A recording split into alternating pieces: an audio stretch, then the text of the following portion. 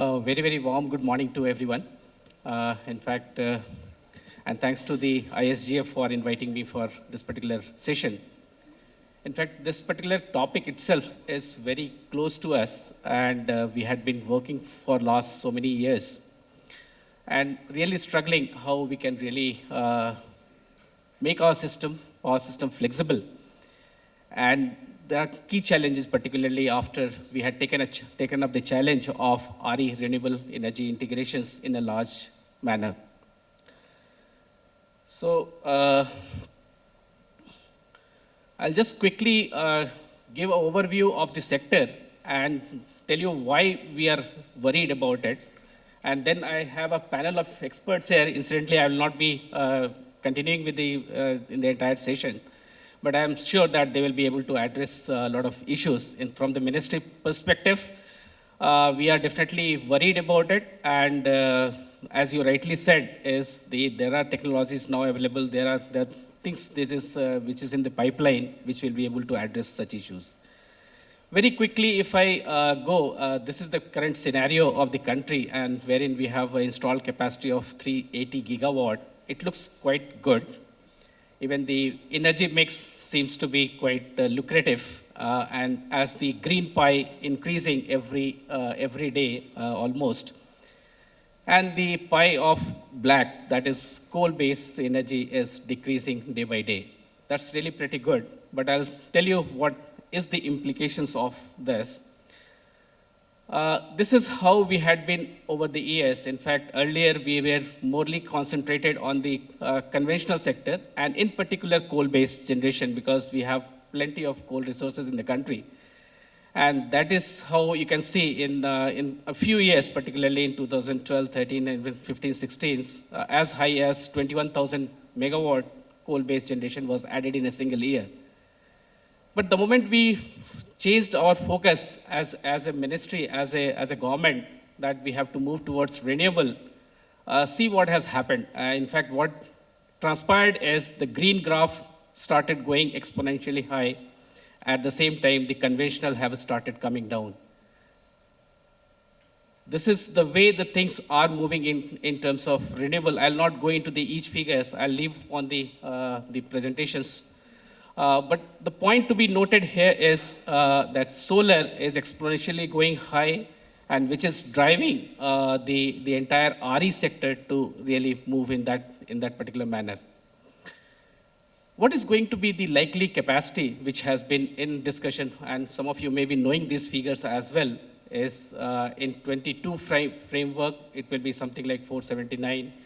In 2027 framework, it may be around 619. Look at the pie now. If from the present scenario to this kind of scenario, wherein you are going to have the green pie getting larger and larger, and by the time we reach 2027, it is going to be some much higher than close to very, very close to 50% as such. What happens to the commitment what we had given in the Paris, wherein we had said about the non-fossil fuel? We are going to achieve, right now we have already achieved 37%. Our commitment is 40% by the year 2030. But the aggressive target of the government shows that probably by 2027 itself, the non-fossil fuel, which has been shown in the graph, is going to reach around 57%. That means the kind of the focus that is happening into the RE sector, as well as towards the non-fossil fuel in the country. This is towards what are the states that is contributing largely to it. I have just listed 6 of these states which are contributing around 78% in terms of renewable energy. They are leading basically. If I take wind particularly, these are the 6 states, in particular Tamil Nadu, Gujarat, Maharashtra, Karnataka, Rajasthan, and Andhra. Tamil Nadu leading the show with as high as 9,000 megawatt.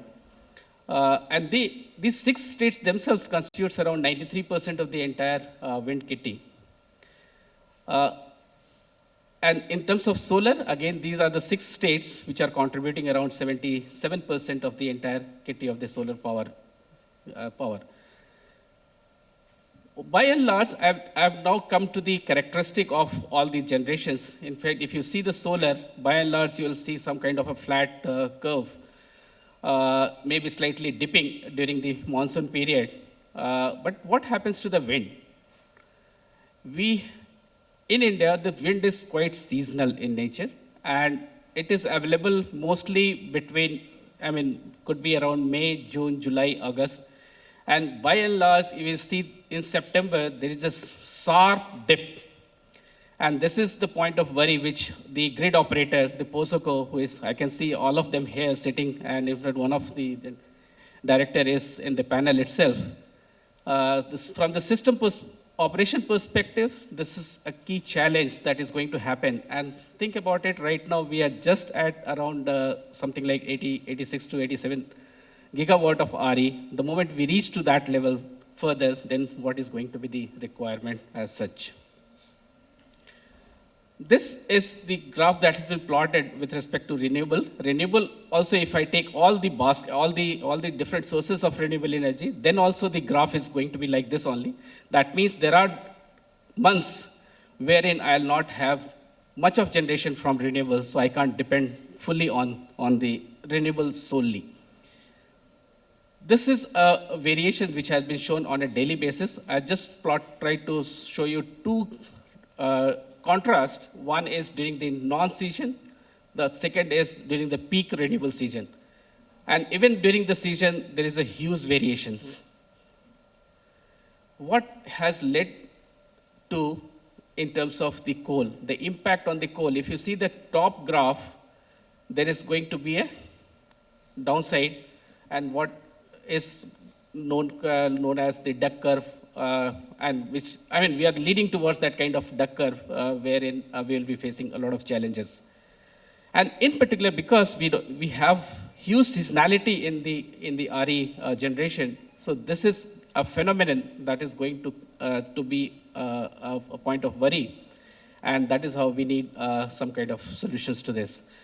This is for the current year. That was for the previous was the last year, and this is for the current year also. We are seeing the similar. The only difference in this is I tried to impose hydro also, and this year the hydro was very good. I can say that it is a high hydro scenario in the current year, and which has led to further decline in the coal-based generation, which is also a point of worry, because it's the coal-based generation which is going to be in India particularly, because we don't have any other dependable sources which can meet my baseload requirement as of now. So I have no option but to sustain these coal-based generation as of now itself.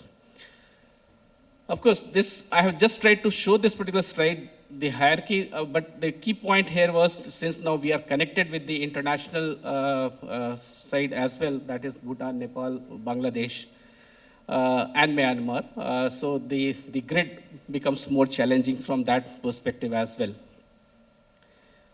What has been the initiative towards meeting these kind of challenges? If you see particularly with respect to the contracts, so the key focus of the government right now is that we would like to move from the bilateral contracts towards the power market. And that's the message that I would like to leave today to the House, because we are now going to move in this particular direction. Maybe debated, I mean, to what extent we have to go and what not. This is a point of debate because right now we are just at 4% in the energy market, and even if I take short-term market itself, it is not more than 10% in the kitty right now. So this is how the things have been moving from long-term to medium-term to short-term and day-ahead, intraday. Shortly, we are going to have real-time also starting from the 1st of April this year. Then ancillary services and balancing mechanism, these are all in the pipelines, which the grid operator probably will be able to explain much better than me. This I had tried to show here is the kind of course, this is just to show the volume in the market itself, which is not much right now. I'll quickly touch upon some of the initiative that was taken by the government and by the grid, by the regulator as well as the grid operator as such. One is the flexible operation in the thermal power plants. I think all of you are aware that the minimum technical minimum that has right now been set is around 55%. Of course, there are studies which are going on which can take it up to 40%. But I am, as per my knowledge, in globally, there are countries which has gone even as low as 25%, and they have achieved that kind of flexibility into the thermal power plants. Of course, there will be challenges. There has to be some kind of retrofits into this. But these challenges can be solved through the technologies which is right now available and the experience which is available globally, I can say. Then minimum technical limit, which is ramp up and ramp down requirement. I had shown you the graph. The very purpose of showing that graph was that because of the variability in RE, this is going to be a key challenge in terms of the ramp up and ramp down requirement. We have already said that RE is going to be must run, and I have seen globally also there are ISOs across the world, particularly I have seen in US and UK, wherein the grid operator, the ISO independent system operators takes the full charge and they are able to schedule the RE as the first run, and the balancing is done by the other things. So I think we are in the process of deliberating on this particular aspect as well, that what are the further roles that our grid operators can play in India, particularly in the challenge when we have more and more RE integrations coming into the way. Market-based economic dispatch, it is on the card. Then definitely flexible utilization of resources. Ministry has already taken out some of the initiatives into this. I'm sure NTPC is going to tie up in terms of bundling of thermal with RE and all that kind of combinations that is going to come. Even the RE generators now are sensitive to it, and they are also trying to have a combination of solar, wind, could be pump storage as such. And there was one successful bid which has recently happened in this particular direction as such. Another key thing that is going to happen, particularly in this, is the resource adequacy plan. And it's going to be a key challenge. Again, I'm throwing this particular idea. Again, I have discussed with my grid operators recently. Is there a further scope of resource adequacy? And at what level do we have to do? Do I have to live with only one-time exercise in 5 years? Or can it be done dynamically, maybe every quarter or every 6 months?